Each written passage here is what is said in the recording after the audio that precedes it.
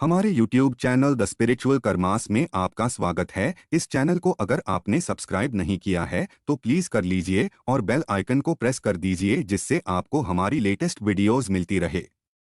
आखिर औरत का वह कौन सा अंग हर रात बेशर्म होकर दबाने और चूसने से अचानक अपार धन की प्राप्ति होने लगती है? लोग औरत का कौन सा अंग दबा और चूस कर अमीर बन जाते हैं? जो भी मनुष्य औरत का यह अंग दबाता या चूसता है, उसके घर में सदा माँ लक्ष्मी का वास रहता है और महालक्ष्मी की कृपा सदैव बनी रहती है। तो दोस्तों, आज की इस वीडियो में हम आपको एक सच्ची कहानी के माध्यम से बताएंगे कि औरत का वह कौन सा अंग है जिसे हर पुरुष को दबाना और चूसना चाहिए। अधूरी जानकारी विष के समान होती है, इसलिए वीडियो को बीच में ना छोड़े। दोस्तों, एक बार की बात है, एक गांव में रामदास नाम का एक व्यक्ति रहता था। वह अपनी पत्नी से बहुत ज्यादा परेशान था क्योंकि उसकी पत्नी बात बात पर हमेशा उसे ताना मारा करती थी। तुम्हारे पास है ही क्या, घर में खाने तक को कुछ नहीं है। दोस्तों, उसके घर में बिल्कुल कंगाली छा गई थी। एक भी रुपया नहीं था और उसके घर में खाने के लिए अन्न का एक दाना तक नहीं था। दोस्तों, एक तो घर में खाना नहीं, ऊपर से पत्नी का ताना। वह बहुत परेशान हो गया था। उसे समझ नहीं आ रहा था कि मैं क्या करूं। एक दिन की बात है जब वह अपने घर से एक सुनसान रास्ते पर निकल गया। वह बहुत ही सुनसान रास्ते पर चल ही रहा था कि उसे एक साधु तपस्या करते हुए दिखाई दिए। वह उनके पास जाकर बैठ गया। जब साधु ने अपना तप खत्म किया तो रामदास उनके सामने जोर जोर से रोने लगा। साधु ने रामदास से कहा, पुत्र, तुम्हें क्या दिक्कत है? तुम क्यों रो रहे हो? आखिर तुम्हें क्या परेशानी है?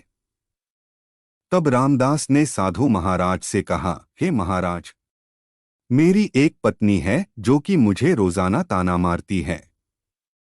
मैं गरीब हूं तो मैं क्या करूं? कितना भी कुछ कर लूं, लेकिन धन कमा ही नहीं पाता हूं। मेरा एक छोटा सा धंधा था, वह भी पत्नी के क्लेश की वजह से चौपट हो गया। वह दिन रात मुझसे झगड़ा करती है। अब तो मैं दाने दाने के लिए परेशान हो गया हूं। हमारे घर में खाने के लिए कुछ भी नहीं है। इसके अलावा पहनने के लिए वस्त्र भी नहीं है। लेकिन मैं अपनी पत्नी को समझाता हूं कि वह मुझे ताने न मारे, मुझसे झगड़ा न करें, लेकिन वह बिल्कुल भी नहीं मानती। साधु जी, इसी वजह से मैं बहुत ज्यादा परेशान हूं। इसी वजह से मैं घर छोड़कर यहां आया हूं। तब साधु जी कहते हैं, रो मत बेटा, मैं तुम्हें एक काम बताने जा रहा हूं जो तुम्हारी किस्मत चमका देगा। तुम्हें अपनी औरत का सिर्फ यह अंग बेशर्म होकर कर दबाना और चूस लेना है। अचानक तुम्हारे घर में धन की प्राप्ति होने लग जाएगी। तुम देखते ही देखते अमीर बन जाओगे। साधु जी कहते हैं, जो भी पुरुष औरतों का यह अंग दबाता या चूसता है, उसके घर में कभी भी धन की कमी नहीं रहती है और ना ही उसके घर में लड़ाई होती है। वह जो भी व्यापार करता है उसमें हमेशा तरक्की होती है। साधु जी ने कहा, अब मैं तुमको औरत के उन अंगों के बारे में बताने जा रहा हूं। इसे ध्यान से सुनना और अपने जीवन में इस पर गौर करना। तब रामदास साधु जी महाराज की बातें बहुत गौर से सुनता है और कहता है कि जितना जल्दी हो सके मुझे यह बता दो। दोस्तों, तभी साधु जी महाराज उस आदमी को एक कहानी सुनाते हैं और बताते हैं कि एक नगर में एक किसान रहता था। उसके बहुत सारे खेत थे जिस पर वह दिन रात मेहनत करता था। उसके घर में किसान और उसकी पत्नी रहा करते थे। उस किसान और उसकी पत्नी में आपस में बहुत ज्यादा प्रेम था। उसके घर में किसी भी प्रकार की लड़ाई झगड़ा या क्लेश नहीं होता था। इसी वजह से उसके घर में सदैव महालक्ष्मी का वास रहता था और उसके खेतों में इतनी ज्यादा पैदावार होती थी कि वह दिन प्रतिदिन और अमीर होता जा रहा था। उस किसान और उसकी पत्नी में इतना प्रेम था कि आसपास के लोग उन्हें देखकर जल जाया करते थे। धीरे धीरे उसके पूरे गांव के लोग जान गए कि किसान और उसकी पत्नी में बहुत ज्यादा प्रेम है। धीरे धीरे यह बात उस नगर के राजा तक पहुंच गई। दोस्तों, किसान और उसकी पत्नी की बात जब राजा के पास पहुंचती है तो राजा भी उसके प्रेम की काफी ज्यादा तारीफ करते हैं। वह सभी से बताते हैं कि हमारे नगर में एक किसान और उसकी पत्नी रहते हैं जिनमें कभी भी लड़ाई झगड़े नहीं होते हैं। उन दोनों में आपस में इतना प्रेम है कि मैंने ऐसा अपनी जिंदगी में कभी भी नहीं देखा। एक बार की बात है, राजा पूरे नगर में ढिंढोरा पिटवा देता है कि इस नगर में जितने भी लोग हैं वह सभी अपने घर में घी का दिया जलाएंगे। राजा की पत्नी पूछती है कि आप ऐसा क्यों कर रहे हैं? सबके घर में घी का दिया क्यों जलवा रहे हैं? राजा अपनी पत्नी की बात सुनकर कहते हैं, दीपक प्रेम की निशानी होता है। जिसके घर में घी का दीपक जलता है उसके घर में सदैव प्रेम बना रहता है। और मैं चाहता हूं कि जो प्रेम किसान और उसकी पत्नी के घर में है वह हमारे पूरे नगर में रह रहे पति पत्नी के बीच हो, इसीलिए मैं हर घर में दीपक जलाना चाहता हूं। दोस्तों, राजा के सैनिक जाते हैं और हर जगह नगर में डुग्गी पीट देते हैं और कहते हैं सभी के घर रात भर घी का दीपक जलना चाहिए। दोस्तों, राजा की बात मानकर सभी नगरवासी अपने घर में दीपक जला देते हैं, लेकिन जैसे ही आधी रात होती है सभी के घर के दीपक बुझ जाते हैं। लेकिन किसान के घर का दीपक वैसे ही जलता रहता है। दोस्तों, दीपक हमेशा किसान की पत्नी जलाती थी, लेकिन उसकी बात नहीं मानती थी। वह हमेशा अपनी मनमानी करती थी। उसका जो भी मन करता था वही काम करती थी। लेकिन किसान को इस बात से कोई भी दिक्कत नहीं होती थी क्योंकि किसान बहुत समझदार था। किसान सोचता था यदि मैं अपनी पत्नी को रोक टोक करूंगा तो घर में बेवजह ही लड़ाई झगड़ा होंगे। कई चीजें किसान इस वजह से अनदेखा करता था कि उसके घर में प्रेम बना रहे। राजा अपने महल को छोड़कर पूरे नगर का नजारा देख रहे थे। उन्होंने देखा कि सारे नगर में किसी के घर में दीपक नहीं जल रहा है, लेकिन किसान के घर में दीपक जल रहा है।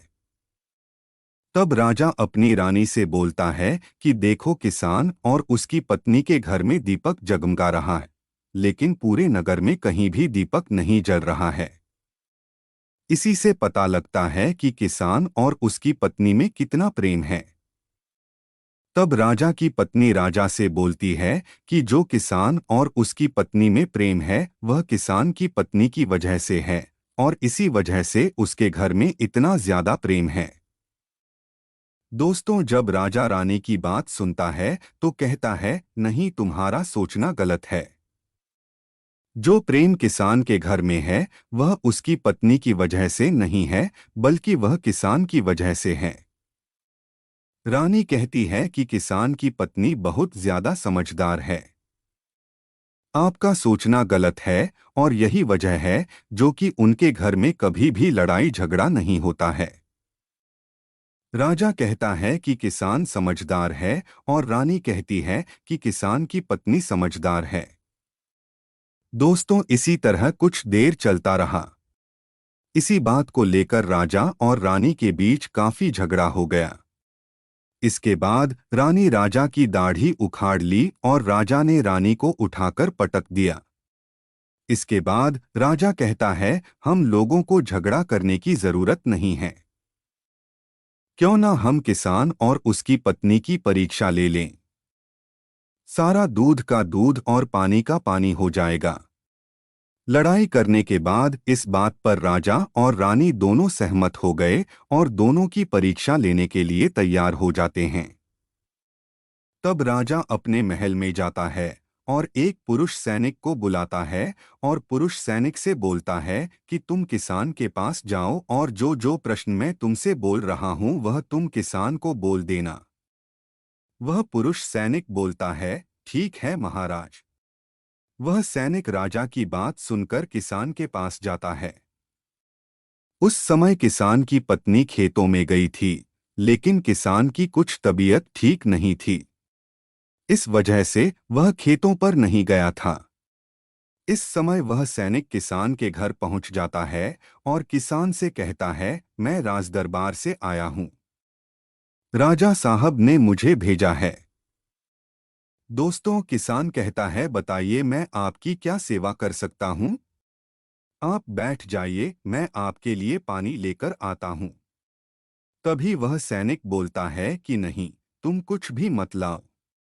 मैं राजा का सैनिक हूं। बस आपके पास राजा का समाचार लेकर आया हूं। तब किसान कहता है, ठीक है, आप मुझे बताओ राजा साहब ने मेरे लिए क्या समाचार भेजा है। सैनिक कहता है, किसान राजा साहब ने यह बोला है कि यदि तुम अपनी पत्नी को छोड़ देते हो तो राजा जी आपको बहुत सारे हीरे जवाहरात और साथ में तुम्हारे जमीन से 2 गुना ज्यादा जमीन राजा जी आपको गिफ्ट में देंगे। इसके अलावा राजमहल का आधा हिस्सा भी आपको दिया जाएगा। लेकिन जो किसान ने जवाब दिया वह सुनने लायक है। किसान ने कहा, राजा जी अपना पूरा राजमहल मुझे क्यों न दे दे, लेकिन मैं अपनी पत्नी को नहीं छोड़ूंगा। जाओ और अपने राजा से कह दो किसान ने ऐसा कहा है। सैनिक जाता है और राजा को सारी बातें बताता है। इस समय रानी वहां पर सैनिक की बात सुन रही थी। सुनने के बाद रानी ने कहा, आपने किसान की तो परीक्षा ले ली, लेकिन किसान की पत्नी की परीक्षा नहीं ली है। इस तरह से हम कैसे पता कर सकते हैं कि कौन समझदार है? इसके बाद रानी ने कहा कि अब मैं भी किसान की पत्नी की परीक्षा लेना चाहती हूँ।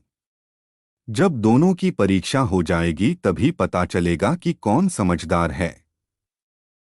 फिर रानी ने भी एक सैनिक बुलाया और कहा कि मेरी बात किसान की पत्नी को बोलना और याद रखना।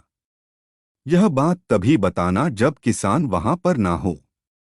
सैनिक ने पूछा, रानी क्या बात बतानी है, वह तो बताओ। तो रानी ने सैनिक को सारी बात बता दी। सैनिक किसान के घर जाता है और उसके घर में आवाज लगता है तो उसके घर से किसान की पत्नी निकल कर आती है और कहती है, बताओ क्या हुआ, क्यों ढिंढोरा पीट रहे हो? तो सैनिक ने कहा कि राजमहल से आया हूँ, मुझे रानी ने भेजा है। किसान की पत्नी ने कहा, बताओ किस लिए आए हो? तब सैनिक ने कहा, रानी ने बोला है यदि आप अपने पति किसान को मर देती हो तो रानी आपको बहुत सारे हीरे जवाहरात देंगी और साथ में राजमहल का आधा हिस्सा भी मिलेगा। इसके अलावा जितनी भी आपकी जमीन है वह तो आपकी ही रहेगी, लेकिन उसकी 2 गुना जमीन भी रानी आपको देगी। यह बात सुनकर किसान की पत्नी तैयार हो जाती है, कहती है, ठीक है, यदि मुझे रानी साहिबा देंगी तो मुझे मंजूर है, मैं अपने पति को मार दूंगी। तब सैनिक पूछता है, रानी को कैसे पता चलेगा कि आपने अपने पति को मार दिया है?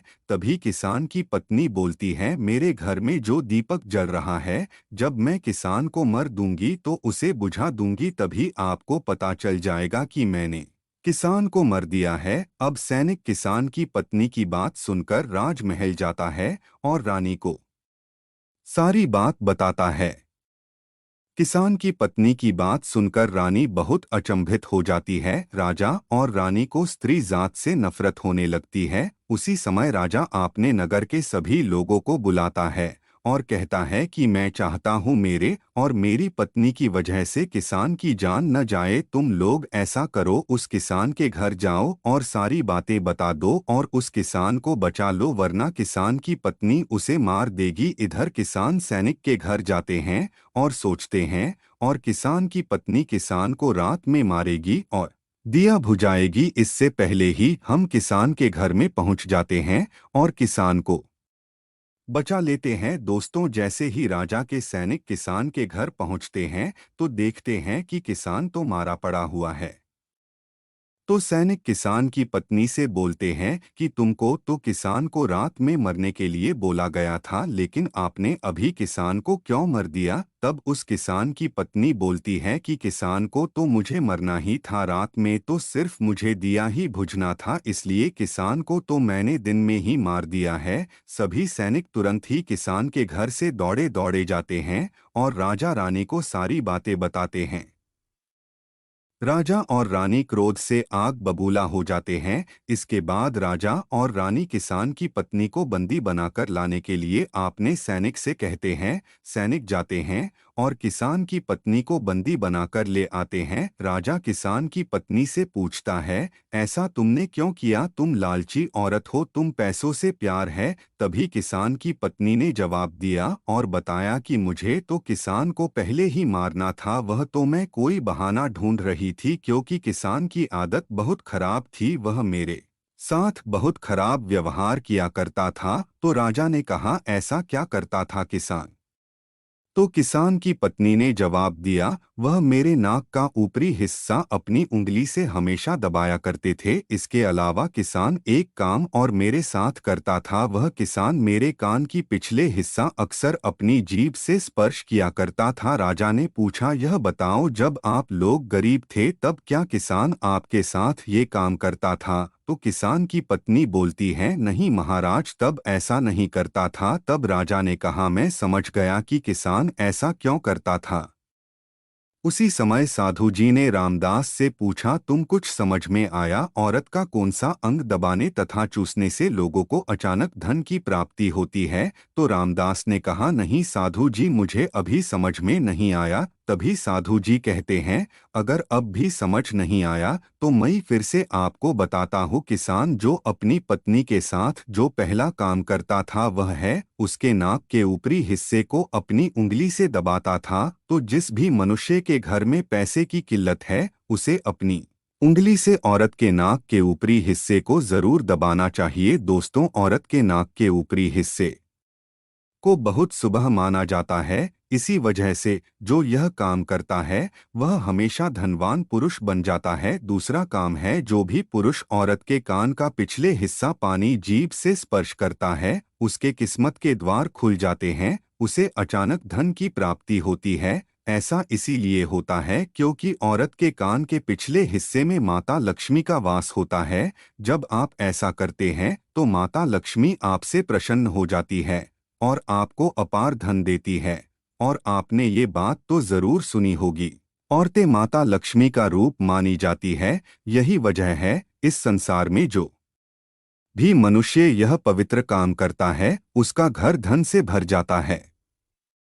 जो कि इस कहानी में किसान भी पानी पत्नी के साथ करता था। लेकिन आप जब भी ऐसा काम करें तब आपको अपनी पत्नी को पूरी बात बता देनी चाहिए, अन्यथा आपके जीवन में ऐसा अनर्थ भी हो सकता है। दोस्तों, आज का ज्ञानवर्धक वीडियो कैसा लगा कमेंट करके ज़रूर बताना, और हाँ, कमेंट में जय श्री कृष्णा लिखना न भूले।